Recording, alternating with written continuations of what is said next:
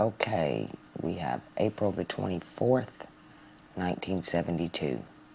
And I don't have a birth time on this one. This is another one of those. So we're going to put it right before noon.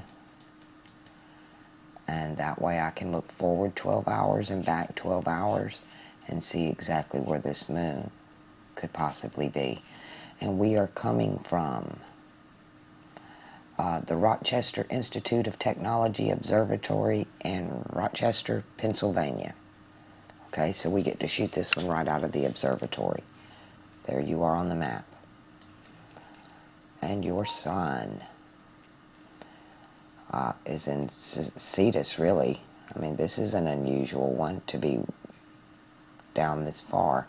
But you're under the first sign of Aries. And this I right here in Aries, Sheraton, means the first sign. And I think this one means butter. Hamel means butter. So you're under the first sign, right between the first sign and butter, right on the head of Cetus. But this would be considered Aries coming across the ecliptic here. Mercury in the tail of Cetus, but in, we're going to pull this one. Yeah, definitely in Pisces. But see how everything's dropped below the ecliptic over here and it's pushed up on the other side. We did have a slight tilt in the Earth on the last, that big tsunami that hit. And here we go. We have Saturn, which is a lot going on in Taurus here. You have Mars and Venus and Saturn all in Taurus, which is ruled by Venus. This is fixed Earth. Venus rules fixed Earth. She's here defending her house against Mars and Saturn. Saturn is cardinal Earth. Saturn is in your house to teach you something, because in this house, your house is Aries. You're the first sign. This right here was supposed to be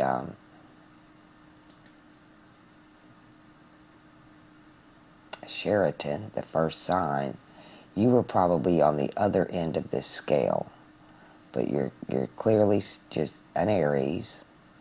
Saturn, cardinal Earth, in fixed Earth, with Mars and planet of action, masculine, planet of feminine.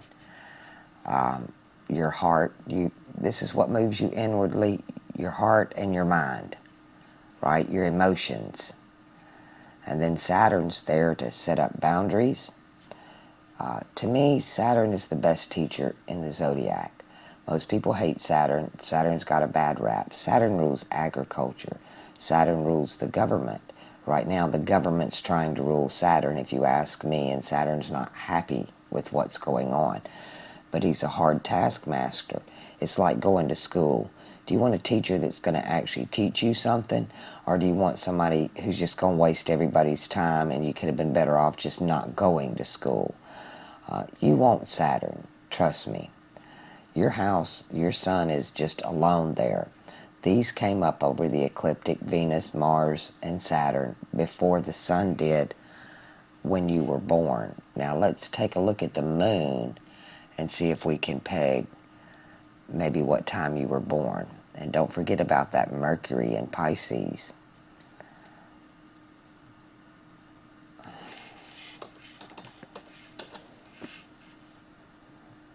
Okay, your moon over here, and that's definitely going to be Virgo. I done mapped that star. Uranus in Virgo. And I'm pretty much going to say Pluto is there.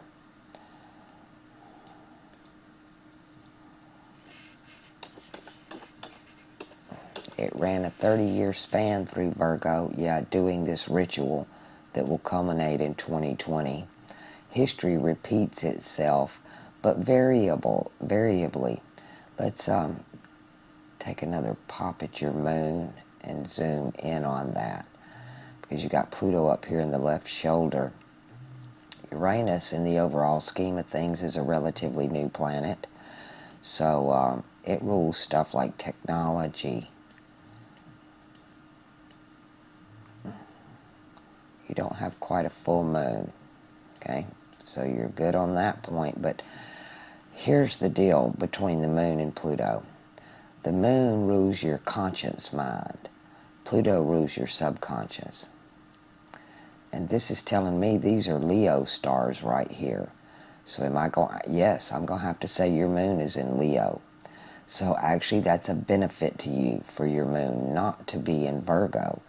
If your moon is in Leo, which is ruled by the sun, and it plays your conscience, you're going to be a lot better off than if it was battling your subconscious in Virgo, because Leo is a more powerful sign, and Earth being mutable clay, right? And then you're almost a full moon, and the moon has no light of its own, so it gets its light from the sun just like the rest of the planets do. But to me, the moon is like the mouse or the cursor for the sun, and as the sun shines on the moon and it moves across the night sky, it's telling a story. Okay? So for it to be in Leo here for you is actually better than having it in Virgo. Even though it looks like it's in Virgo, don't it? But that's definitely a Leo star right there. What do they got on this one? Okay, that is Virgo, but they're calling this one Leo. So I'm going to have to say Leo, because this one is. So yeah, and you have your money, Juno. Juno is just an asteroid, but this is the goddess of money. And she is in the heart of the Virgin. What are we not getting here? Let's go find Neptune. Let's do Jupiter first. Did we see Jupiter?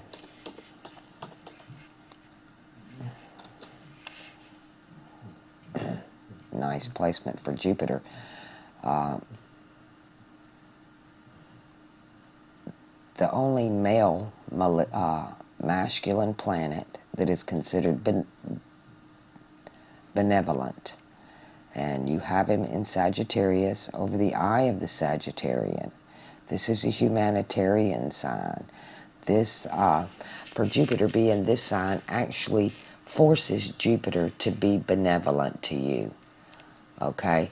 And your moon over there, with all that light on it, let me go back. Let me see if I can peg a time for you here, because you didn't give me your birth time or did not have one. Yeah.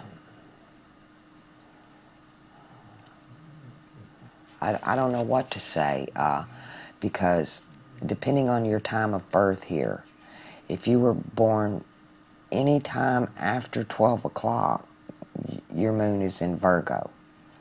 And that's a game changer right there with this configuration of Pluto and Uranus.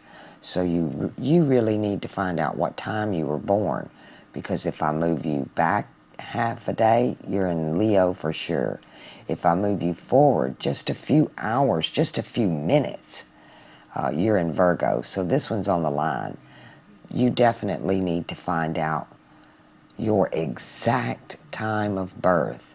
Even if you have to order a copy of your birth certificate, your passport, old school records, hospital records, anything you might find, because I can't give you this for sure one way or another without the exact time on this moon. And depending on whether it's in Leo or Virgo is a big difference in this chart. I'm going to say that much about it. If I knew more about your personality, I could do better for you. Now, your sun is in Aries, and that's a fire sign. And Sagittarius, where Jupiter is, being benevolent, is also a fire sign. So your Jupiter is helping out your Sun in a most benevolent way. I would say that for sure. And I don't know if that's there to balance that the moon is in Virgo, or throw you over the top and that moon is in Leo. If it's defining the moon in Leo, or it's balancing the moon in Virgo. But there's definitely a connection between your Sun and Jupiter both being in fire signs, and then what all you've got going on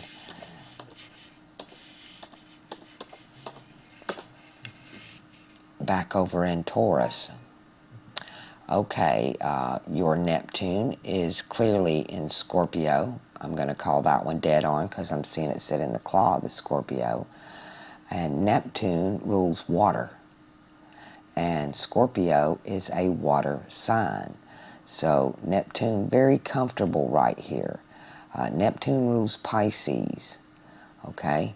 So, and these two together, that actually looks good for you. Neptune, somewhere it's comfortable being. It's not in its own house, but it is in a water sign. Like Saturn is comfortable being over in Taurus because it's an earth sign. And Jupiter being benevolent in the humanitarian sign.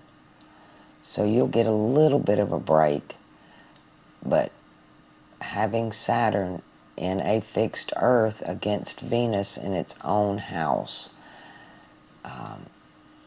that's choices you're just going to have to make. You're going to have to decide. And when you've got Venus and Mars there together, the boy-girl, right? Men are from Mars, women are from Venus.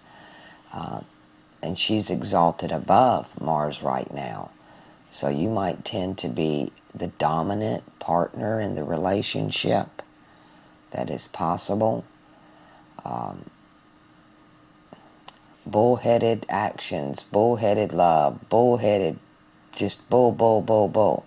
Fixed, fixed, fixed, set, set, set. No change, no change, no change. That's what that says to me. And then you come over here, and if this moon is in Virgo with Pluto and Uranus, it's screaming, change, change, change, change, change. And then you got this help over here between Neptune and Jupiter going, you just got a triad going. One says change, one says I'm not going to change, and this one says we're here to help you out. And this one's even technology, your conscience and your subconscious. This is the Industrial Revolution. This is Uranus itself is considered a game changer planet. And with Virgo, mutable, yeah, you teeter in the balance almost. If I knew more about where this moon was, not in your favor, in your favor. Leo in your favor. Just think about that one. Neptune here in the claw of the Scorpion. Jupiter in the head of the Aquarian. Now I want to take one more look at this Taurus situation you got going on in this fixed earth, because that's going to be your real difficult thing to handle. Let me pause this. I've only got 1 minute. Okay, in the Arabic, you can see more clearly in the older chart that the sun is in Aries under the first sign. And this is a very powerful sign right here. Mercury in Pisces. He is mutable earth and a bunch of water. So that kind of makes it slushy mud, if you want a metaphor for it. But Saturn over here headed to this eye, the bull right here. Yeah, you got Saturn on your back, all right. I would say that regardless, because it's in Taurus with Venus in this fixed sign. And you'll feel the brunt of this 2020 when Saturn's over in its own house of the cardinal sign. But taskmaster indeed, please find out where your moon is by finding out when you were born. And you are Pluto in Virgo, so watch Jeffrey Green Wolf's video, got a playlist.